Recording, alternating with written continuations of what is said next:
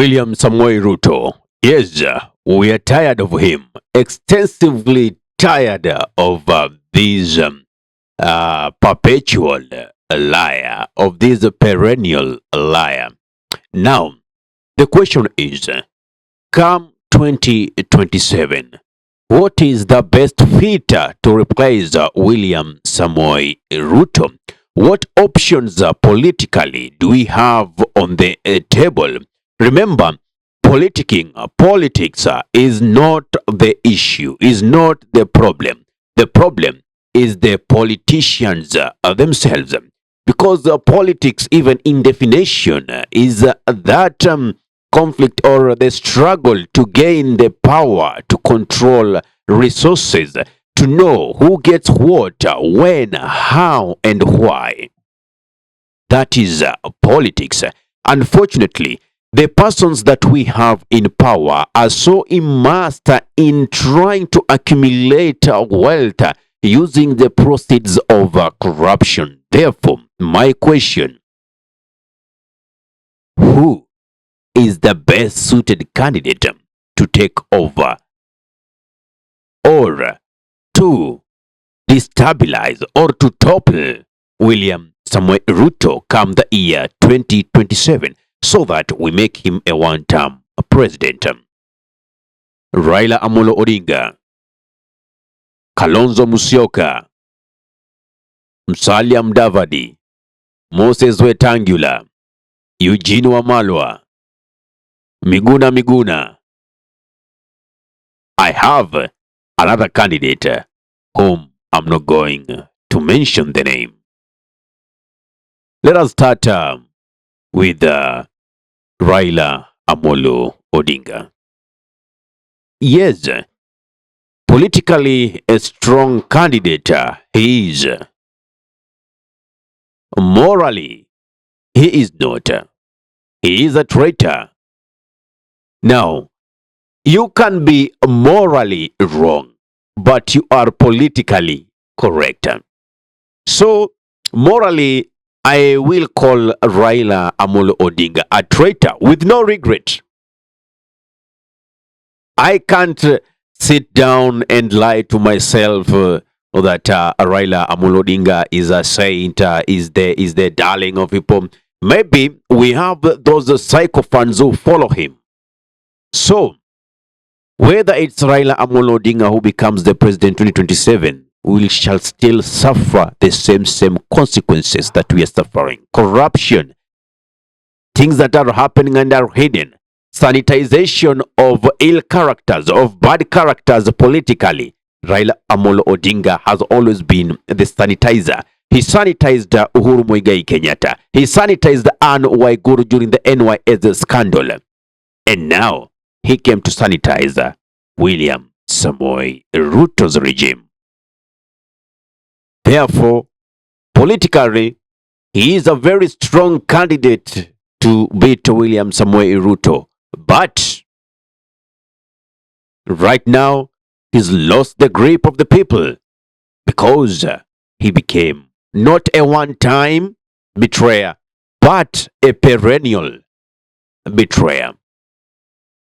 Look, from 2007, 2013, 2017, and now 2022.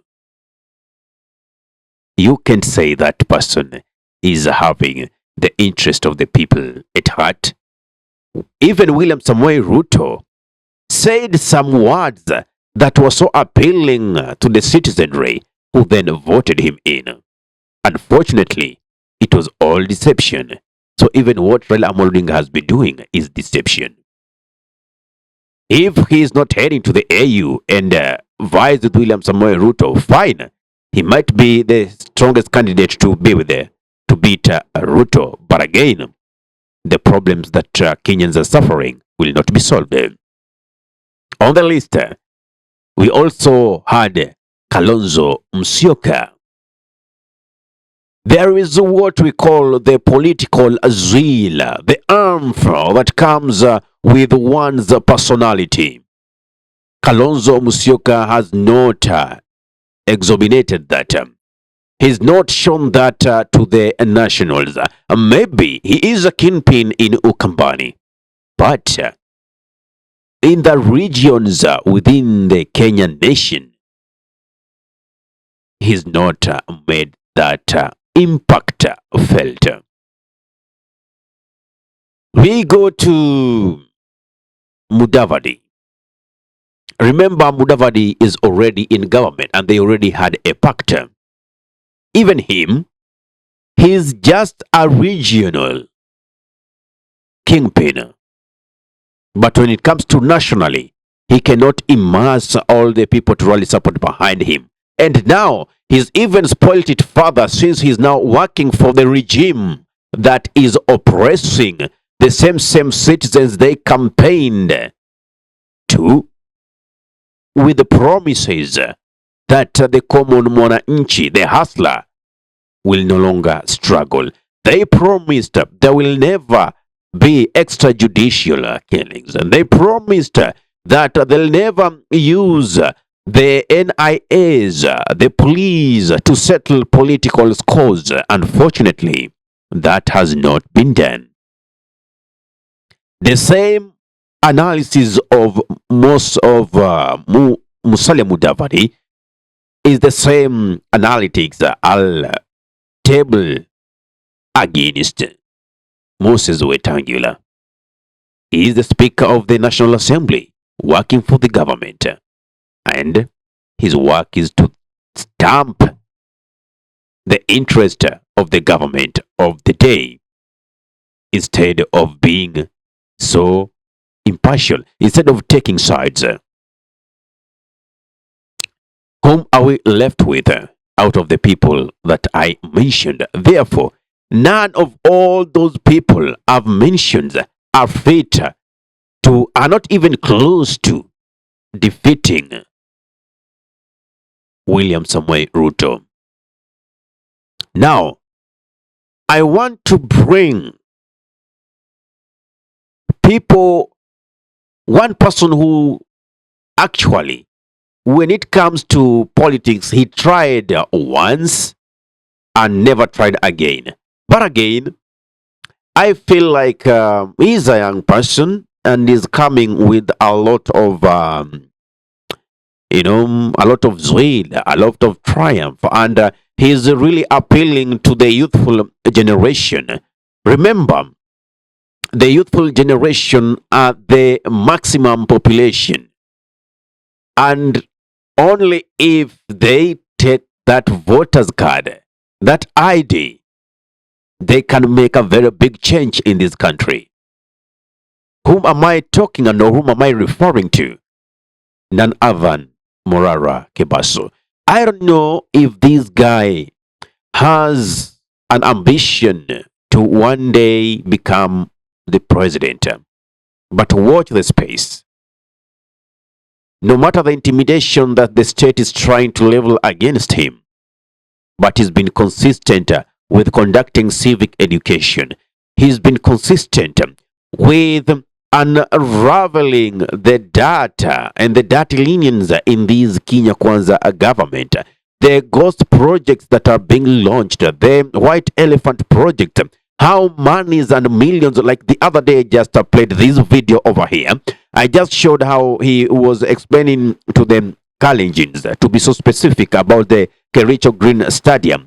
400 million was given out to renovate it, but look at the status of that stadium as we speak.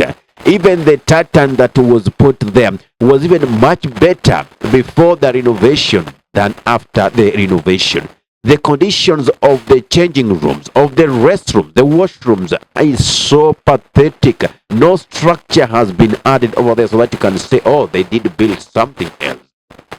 A totally pathetic condition. And now, when you get into the tribal cocoons and now start playing tribal politics, you'll find it is one of the year on who's eating into them. Therefore, tribal politics, let us not play it in this card. That is one person. Another person I'm bringing on the table is Miguna Daktari. Daktari has always proven to be one person who cannot be compromised. As one person who has always been a principled. You know, Nelson Mandela once said, if you can change your principles according to the situation you are in, then you are not principled. That is not principled. You are simply taking advantage of the situation at hand to work for your interest. Therefore, my mirror is giving me a reflection of Miguna Miguna as the best suited candidate who can beat William Ruto hands down, flat. And I now believe if we have a combination of Miguna Miguna and Morara Kebasu, this is me thinking out loud. This is me looking at politics through a different lens than the one people have been used to. Then we might have change in this nation. We might have change.